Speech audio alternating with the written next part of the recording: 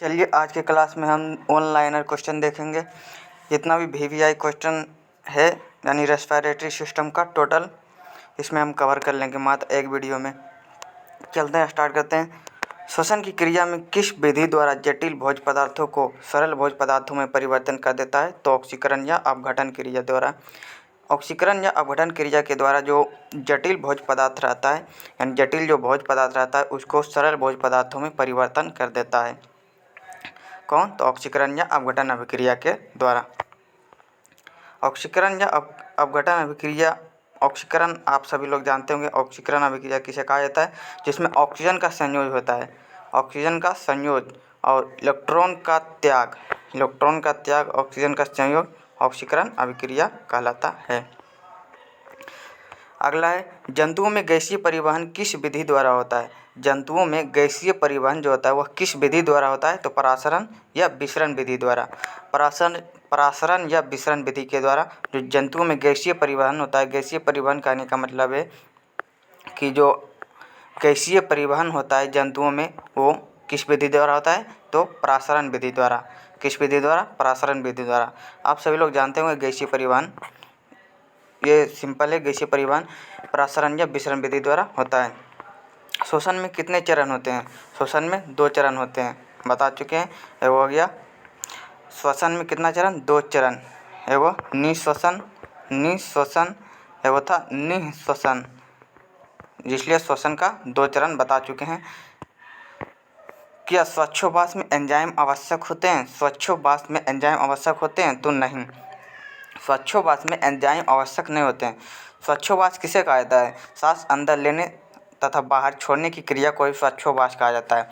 जब हम सांस अंदर लेते हैं, श्वासोच्छ्वास को 2 भागों में बांटा गया था, बता चुके हैं कि पहला था निःश्वसन, दूसरा था निःश्वसन। निःश्वसन जब हम सांस अंदर लेते हैं तो कहलाता हुआ निःश्वसन। निःश्वसन के अंतर्गत ऑक्सीजन कितना % लेते हैं? तो 21%।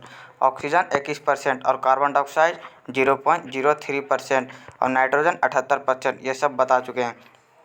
तो पहला निःश्वसन हो गया और दूसरा श्वासोच्छ्वास के अंतर्गत जो दूसरा आता है वो निःश्वसन आता है। निःश्वसन, श्वास को जब हम बाहर छोड़ते हैं ना तो उसी को कहा जाता है निःश्वसन। निःश्वसन के अंतर्गत ऑक्सीजन कितना % छोड़ते हैं? तो 17% और कार्बन डाइऑक्साइड 4% या फिर कभी देगा 4.6%। किसके? तो निःश्वसन के अंतर्गत, यानी जब हम सांस को बाहर छोड़ते हैं तो उसके दौरान। और पूछ लेगा कि आपसे किसमें, यानी श्वास अंदर लेने या फिर बाहर छोड़ने के दौरान किसमें कोई परिवर्तन नहीं होता है? तो नाइट्रोजन हो जाएगा। किसमें? तो नाइट्रोजन में, क्योंकि नाइट्रोजन 78% लेते हैं, 78% छोड़ते भी हैं श्वसन के दौरान। मनुष्य के श्वसन तंत्र में सबसे महत्वपूर्ण अंग कौन सा है? आपसे पूछ रहा है कि मनुष्य के श्वसन तंत्र में सबसे महत्वपूर्ण अंग जो है वो कौन है? तो फेफड़ा हो जाएगा। मनुष्य के श्वसन तंत्र में सबसे महत्वपूर्ण अंग फेफड़ा हो जाएगा। मनुष्य के जो श्वसन तंत्र में है वो सबसे महत्वपूर्ण अंग फेफड़ा हो जाएगा। फेफड़ा श्वसन तंत्र का सबसे महत्वपूर्ण अंग कौन है? तो फेफड़ा है। ये जितना भी हम चलेंगे इसमें सारा का सारा रेस्पिरेटरी सिस्टम का यानी श्वसन तंत्र का जितना भी है वीवीआई क्वेश्चन सभी का है। टोटल क्वेश्चन लगभग इसमें ऑनलाइनर क्वेश्चन में हम कवर कर लेंगे। ये सभी जितना भी है लगभग पूछा गया सवाल। एसएससी बीपीएससी जितना भी है यूपीएससी वगैरह में ये सब साइंस का सवाल है, पूछा गया सवाल है। अगला कह रहा है कि नासा छिद्र पीछे की ओर कहाँ खुलता है? नासा द्वार में। नासा छिद्र पीछे की ओर कहाँ खुलता है? तो नासा द्वार में। कह रहा है कि नासा छिद्र जो नाक के अंदर जो नासा छिद्र पाया गया था, बता चुके हैं फिगर के माध्यम से आपको बताए थे कि नासा छिद्र के पीछे जो खुलता है वो नासा छिद्र कहलाता है। अगला वीडियो जो हम लाएंगे इसके बाद जब अगला वीडियो आएगा तो उसमें हम बहुत अच्छा से समझाएंगे, इसका पूरा रिवीजन करवाएंगे। चलते हैं। मनुष्य की श्वास नली की लंबाई कितनी है? तो 12 सेंटीमीटर, लगभग 10 कभी देगा तो कभी 12 सेंटीमीटर, ये दोनों देता है। 10 से 12 सेंटीमीटर लगभग देगा। श्वास नली बछिए गुहा में जाकर जब 2 भागों में विभक्त हो जाता है तो उसे क्या चीज कहा जाता है? ब्रोंकाई। बताए थे कि श्वास नली जो ट्रेकिया होता था वो 2 भागों में जब टूटता था तो एक को ब्रोंकाई एगो ब्रोंकियोल्स कहा जाता था। एगो ब्रोंकाइल था, एगो ब्रोंकियोल्स कहा जाता था। उसी को कहा जाता है ब्रोंकाई। अगला है मनुष्य में गैसीय परिवहन किसके द्वारा होता है? रक्त के द्वारा। मनुष्य में जो गैसीय परिवहन होता है वह किसके द्वारा होता है? तो रक्त के द्वारा ही होता है गैसीय परिवहन। किसमें? मनुष्य में ब्लड के यानी ब्लड के माध्यम से ही गैसीय परिवहन होता है। ये पूछ देता है कभी काल कि मनुष्य में जो गैसीय परिवहन होता है वह किसके द्वारा होता है? तो रक्त के द्वारा। मनुष्य का कौन सा भाग श्वसन की क्रिया पर नियंत्रण रखता है? Medulla oblongata. ये बता चुके हैं पीछे वाले क्लास में भी कि मनुष्य का जो श्वसन तंत्र है उसको नियंत्रित कौन करता है? Medulla oblongata. मेडुला ऑब्लोंगेटा कहाँ पाया जाता है? मस्तिष्क में पाया जाता है। आगे आगे जब हम मस्तिष्क ब्रेन में पढ़ेंगे वहीं पढ़ेंगे मेडुला ऑब्लोंगेटा। मेडुला ऑब्लोंगेटा का काम है कि श्वसन क्रिया को नियंत्रित रखता है। कौन? तो मेडुला ऑब्लोंगेटा। मेडुला ऑब्लोंगेटा श्वसन क्रिया को नियंत्रित करता है। कौन? तो मेडुला ऑब्लोंगेटा। अगला चलते, मनुष्य 1 मिनट में कितनी बार सांस लेता है? लगभग 16 से 18 बार। 16 से 18 बार या फिर कई 20 बार भी देगा, तो 16 से 18 बार रखिए। लगभग इसमें गलत दे रहा है, तो 16 से 18 बार मनुष्य जो कितना बार सांस लेता है? लगभग 1 मिनट में 16 से 18 बार। ग्लूकोज के एक अणु के ऑक्सीकरण के लिए कितने ऑक्सीजन के अणुओं की आवश्यकता होती है? ग्लूकोज जो होता है C6H12O6 के लिए जो ऑक्सीजन जब जुड़ते हैं, जैसे CO2 और H2O और 686 कैलोरी ऊर्जा का निर्माण होता है, तो उसमें जो ऑक्सीजन जो जुड़ता है वो कितना अणु जुड़ता है? तो 6 अणु। कितना अणु? 6 अणु जुटेगा। तो ही कार्बन डाइऑक्साइड और जल और 686 कैलोरी ऊर्जा का निर्माण होगा। मनुष्य की मांसपेशियों में किस प्रकार का श्वसन होता है? अनॉक्सिक श्वसन। मांसपेशियों में अनॉक्सिक श्वसन होता है। मांसपेशियों में अनॉक्सिक श्वसन। मनुष्य के जो मांसपेशियों होता है वह किसमें? मांसपेशियों में अनॉक्सिक श्वसन होता है। हाँ, बता रहे थे मांसपेशियों में जो होता है कौन सा श्वसन? अनॉक्सिक श्वसन होता है। जबकि पूछ लेगा आपसे कि ऑक्सिक श्वसन कहाँ होता है, तो कोशिका में माइटोकॉन्ड्रिया में हो जाता है ऑक्सिक श्वसन। कोशिका में जो होता है माइटोकॉन्ड्रिया में ऑक्सिक श्वसन, जबकि अनॉक्सिक श्वसन कहाँ होता है? तो मांसपेशियों में अनॉक्सिक श्वसन होता है। जलीय कशेरुकों में किस यानी जलीय जो कशेरुकी है यानी जलीय जो जीव है उसमें प्रमुख श्वसनांग यानी जो किसके प्रमुख इसका श्वसनांग कौन है? तो क्लोम हो जाएगा। क्लोम। जलीय कशेरुकी जो जलीय जीव है उसमें प्रमुख श्वसनांग कौन है? श्वसन अंग कौन है? तो क्लोम हो जाएगा। जलीय जो कशेरुकी है उसमें प्रमुख जो श्वसन अंग है कौन है? क्लोम हो जाएगा। कौन है? क्लोम हो जाएगा। चलते आगे, दैनिक श्वसन क्रिया मस्तिष्क के किस भाग द्वारा नियंत्रित होता है? पहले भी आ चुका है अभी जस्ट कि मेडुला ऑब्लोंगेटा द्वारा श्वसन की क्रिया को नियंत्रित करता है। ये कहाँ पाया जाता है? मस्तिष्क में, ब्रेन में पाया जाता है। ब्रेन में कोशिका विभाजन नहीं होता, बता चुके पहले भी कि ब्रेन में कोशिका विभाजन यानी सेंट्रोसोम नहीं पाया जाता है। सेंट्रोसोम सबसे अधिक कहाँ पाया जाता है यानी कोशिका विभाजन सबसे अधिक कहाँ होता है? तो लीवर में होता है। कहाँ हो जाता है? लीवर में। आप सभी लोग बताइएगा कि लीवर में पित्त का निर्माण होता है, लेकिन पित्ताशय कहाँ जमा होता है यानी पित्त कहाँ जमा होता है? तो पित्ताशय में आकर जमा होता है। पित्ताशय में पित्त जो स्रावित करने के लिए कौन सा हार्मोन उत्तेजित करता है? कौन सा हार्मोन उत्तेजित करता है? तो हो जाएगा कोलेसिस्टोकाइनिन। कोलेसिस्टोकाइनिन पित्ताशय में पित्त निकालने के लिए उत्तेजित करता है। कौन? तो कोलेसिस्टोकाइनिन हो जाएगा। बता चुके हैं पीछे वाले क्लास में। फेफड़े के ऊपर का आवरण किसका बना होता है? प्लूरल मेम्ब्रेन जिसे कहते हैं, प्लूरल कला भी कह सकता है। इसका इंग्लिश वर्ड होता है प्लूरल मेम्ब्रेन। फेफड़े के ऊपर का आवरण, जो फेफड़ा होता है उसके ऊपर का जो आवरण लगा रहता है वो किसका बना होता है? तो प्लूरल कला के द्वारा। अगला वीडियो में भी हम जब अगला वीडियो हम बनाएंगे तो उसमें बताएंगे हम आपको पूरा अच्छा से कि फेफड़ा के ऊपर यानी जो आवरण बना होता है वो प्लूरल जो कला के बना होता है। इस तरह से मतलब फिगर के माध्यम से समझाएंगे हम आपको अगला क्लास में। श्वसन के दौरान बाहर निकाली गई वायु में CO2 की मात्रा कितने % होते हैं? बता चुके हैं कि 4% कहीं देगा तो 4.6% देगा, ऐसे ज़्यादातर 4% देगा। श्वसन के दौरान जो बाहर निकाली गई CO2 कार्बन डाइऑक्साइड कितना होता है? CO2 4%, जबकि अंदर कितना लेता है?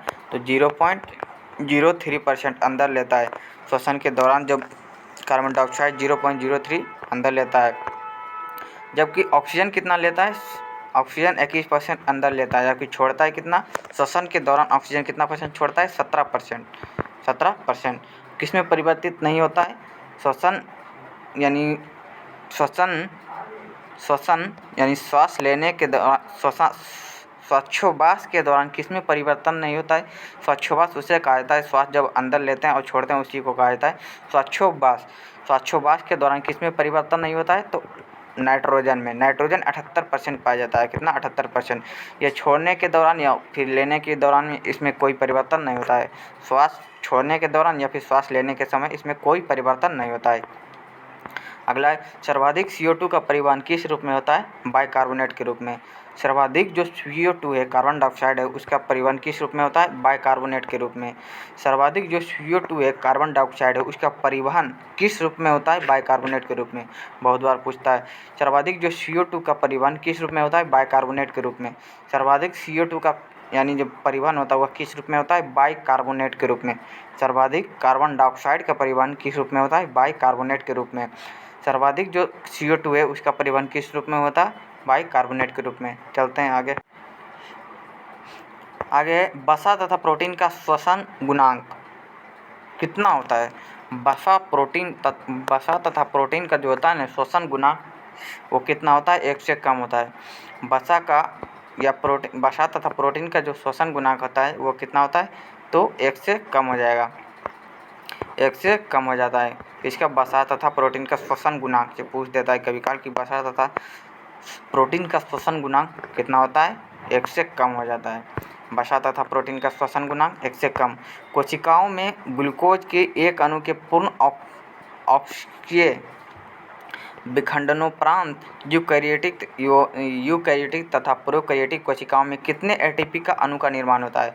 बताएं कि 38 ATP का अणु का निर्माण होता है। 38 या फिर कहीं 36 भी दे देगा। 38 ATP की जो अणु का निर्माण होता है वो हम बता चुके हैं कि 38 ATP का जो होता है उसमें 36 ATP का जो निर्माण होता है वो किससे होता है? माइटोकॉन्ड्रिया के ऑक्सीजन के दौरान। और 2 ATP का निर्माण होता है किससे? 2 ATP का जो निर्माण होता है वो किससे होता है? जो 2 ATP का निर्माण होता है यानी जो 2 ATP का निर्माण होता है वो किसके द्वारा होता है? ग्लाइकोलाइसिस के दौरान 2 ATP का ऊर्जा का निर्माण होता है। और 36 जो ATP का निर्माण होता है वह किसके द्वारा होता है? तो बता चुके माइटोकॉन्ड्रिया के ऑक्सीजन के दौरान, जबकि 2 ATP के दौरान 2 ATP का निर्माण किससे होता है? ग्लाइकोलाइसिस के दौरान। चलते हैं। समुद्र तट पर रहने वाला व्यक्ति यदि ऊंचे पहाड़ों पर रहने लगे तो उसके रक्त में किसकी मात्रा बढ़ जाती है? हीमोग्लोबिन की मात्रा बढ़ जाएगी। और लाल रुधिर कणिकाओं की संख्या जिसे कहा जाता है RBC या फिर हीमोग्लोबिन की संख्या बढ़ जाएगी। हीमोग्लोबिन की जो मात्रा होता है वह बढ़ जाता है। जब समुद्री तट के रहने वाले जो लोग होते हैं, जो समुद्र तट के किनारे जो रहते हैं, अगर जो ऐसे व्यक्ति अगर जो ऊंचे पहाड़ों पर चले जाते हैं तो उसमें RBC की मात्रा बढ़ जाती है या हीमोग्लोबिन की भी मात्रा दोनों बढ़ जाता है। RBC की तथा हीमोग्लोबिन की दोनों की मात्रा बढ़ जाती है। जब समुद्र तट के लोग जब पहाड़ों पर जाते हैं तो उसमें हीमोग्लोबिन की मात्रा बढ़ जाती है, उसके शरीर में हीमोग्लोबिन की मात्रा बढ़ जाती है।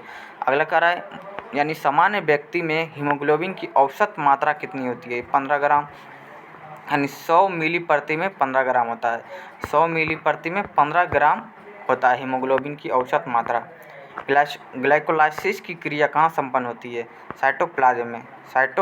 ग्लाइकोलाइसिस की क्रिया कहाँ संपन्न होती है? तो साइटोप्लाज्म में। ग्लाइकोलाइसिस के दौरान कितना ATP ऊर्जा का निर्माण होता है? 2 ATP ऊर्जा का निर्माण होता है। ग्लाइकोलाइसिस के दौरान कितना ATP ऊर्जा का निर्माण होता है? तो 2 ATP ऊर्जा का निर्माण होता है ग्लाइकोलाइसिस के क्रिया के दौरान। ग्लाइकोलाइसिस की क्रिया कहाँ संपन्न होती है? साइटोप्लाज्म में। जो ग्लाइकोलाइसिस की क्रिया होती है वो कहाँ संपन्न होती है? पूरी तरह से कहाँ संपन्न होती है? तो साइटोप्लाज्म में। अगला है ग्लाइकोलाइसिस के दौरान ग्लूकोज के एक अणु से पायरुविक रूप से अम्ल के कितने अणु बनते हैं? यानी बता चुके अभी जस्ट बताए हैं कि ग्लाइकोलाइसिस क्रिया के दौरान जो पायरुविक रूप से अम्ल के कितने अणु बनते हैं? 2 ATP ऊर्जा का निर्माण होता है। बता चुके अभी जस्ट कि 2 ATP ग्लाइकोलाइसिस क्रिया के दौरान यानी 2 ATP ऊर्जा का निर्माण होता है, जबकि 36 ATP ऊर्जा का निर्माण ऑक्सीजन के दौरान होता है। ऑक्सीजन कहाँ होता है? तो माइटोकॉन्ड्रिया में। माइटोकॉन्ड्रिया कहाँ पाया जाता है? तो कोशिका में।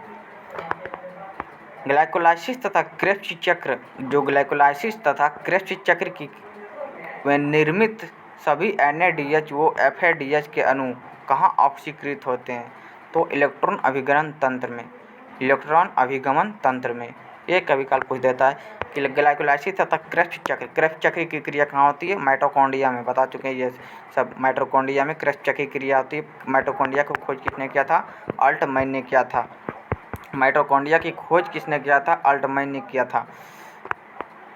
चलते हैं आगे की ओर। श्वसन क्रिया में इलेक्ट्रॉन अभिगमन तंत्र कहाँ स्थित होता है? श्वसन क्रिया में इलेक्ट्रॉन जो होता है अभिगमन करता है, अभिगमन तंत्र कहाँ स्थित रहता है? माइटोकॉन्ड्रिया के क्रिस्टी में। माइटोकॉन्ड्रिया के क्रिस्टी में। माइटोकॉन्ड्रिया के जो आंतरिक भाग को ही कहा जाता है क्रिस्टी। बता चुके हैं माइटोकॉन्ड्रिया के आंतरिक भाग को कहा जाता है क्रिस्टी। माइटोकॉन्ड्रिया के खोज अल्टमैन। माइटोकॉन्ड्रिया में क्रेब्स चक्र की क्रिया होती है और ऑक्सीजन श्वसन की क्रिया होती है कहाँ? माइटोकॉन्ड्रिया में। माइटोकॉन्ड्रिया को ही कहा जाता है power house of the cell. किण्वन की क्रिया को किस उपकरण द्वारा मापते हैं? कुंच नली द्वारा।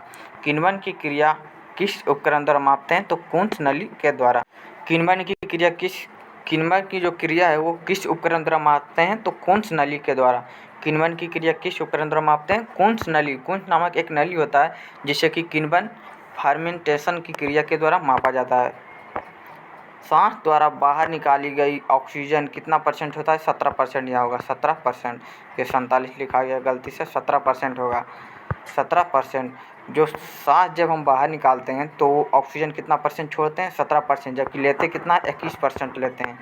सांस जब हम बाहर छोड़ते हैं तो 17%, लेकिन लेते हैं कितना? 21%। जबकि कार्बन डाइऑक्साइड कितना छोड़ते हैं? 4%। जबकि लेते हैं कितना कार्बन डाइऑक्साइड परसेंट?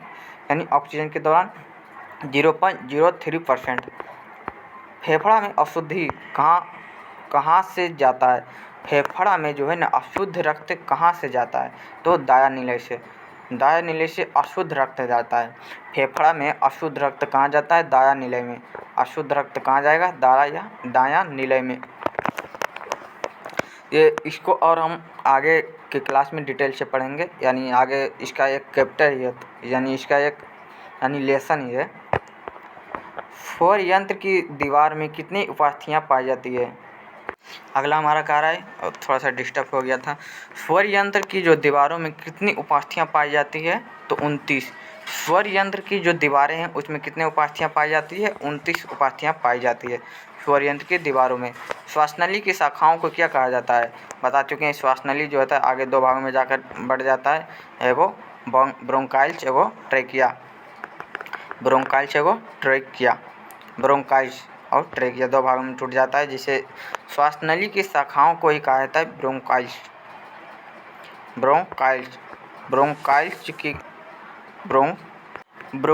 ही आगे जाके बहुत सारा भागों में टूट जाता है। एल्वियोली जिसे कहा जाता है एल्वियोली, बता चुके हैं। एल्वियोली फिगर के माध्यम से बता चुके हैं, और आगे के क्लास में जब इसके अगला क्लास में हम करेंगे तो उसमें भी आपको बहुत अच्छा से इसको भी बताएंगे। अभी इतना ही याद रखिए। श्वासनली को और किस नाम से जाना जाता है? ट्रैकिया के नाम से जाना जाता है। किसको? श्वासनली को और किस नाम से जाना जाता है? तो ट्रैकिया को नाम से जाना जाता है। श्वासनली का ही इंग्लिश वर्ड होता है ट्रैकिया, इसी को कहा जाता है ट्रैकिया। श्वासनली का ही इंग्लिश वर्ड होता है ट्रैकिया।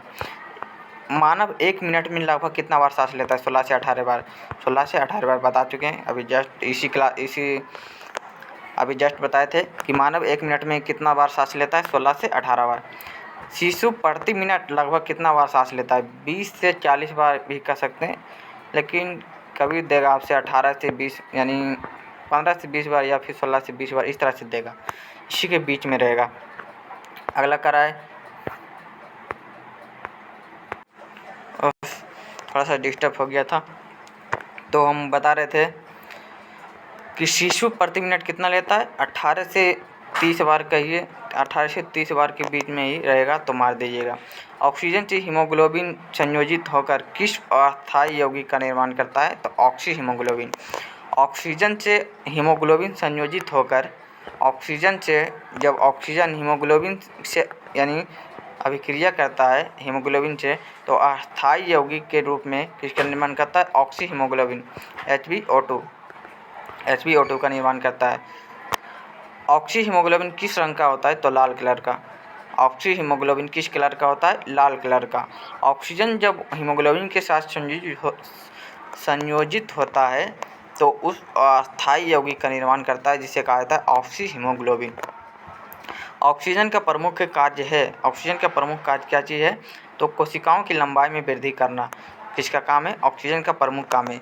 ऑक्सीजन का प्रमुख काम है कोशिकाओं की लंबाई में वृद्धि करना। किसका प्रमुख काम है? तो ऑक्सीजन का प्रमुख काम है कि कोशिकाओं जो होता है कोशिकाओं में वृद्धि करना। ऑक्सीजन का प्रमुख कार्य है। फेफड़ा में होने वाला श्वसन तंत्र को क्या कहा जाता है? जब फेफड़ा में श्वसन की क्रिया होती है उसे कहा जाता है बाह्य श्वसन। फेफड़ा में जो श्वसन की क्रिया होती है उसे बाह्य श्वसन कहा जाता है। पीछे वाले क्लास में पढ़ा चुके हैं कि फेफड़ा में होता है बाह्य श्वसन। फेफड़ा में जो होता है वह बाह्य श्वसन, फेफड़ा में होता है बाह्य श्वसन, लेकिन कोशिका में होता है कौन सा श्वसन? आंतरिक श्वसन। कोशिका में होता है आंतरिक श्वसन, फेफड़ा में होता है बाह्य श्वसन। कोशिका में होता है आंतरिक श्वसन जबकि फेफड़ा में होता है बाह्य श्वसन। ऑक्सीजन का प्रमुख कार्य क्या चीज़ है? ऑक्सीजन की प्रमुख कार्य है कि कोशिकाओं की लंबाई में वृद्धि करना। ऑक्सीजन का ये प्रमुख कार्य है कि कोशिकाओं की लंबाई जो होता है ना उसमें वृद्धि करना ऑक्सीजन का प्रमुख कार्य है। जीर्णता को विलंबित करता है। जीर्णता को कौन विलंबित करता है? तो साइटोकाइनिन हो जाएगा। एक का विकल्प पूछ देता है कि जीर्णता को कौन विलंबित करता है? साइटोकाइनिन। जीर्णता को कौन विलंबित करता है? तो साइटोकाइनिन हो जाएगा। साइटोकाइनिन।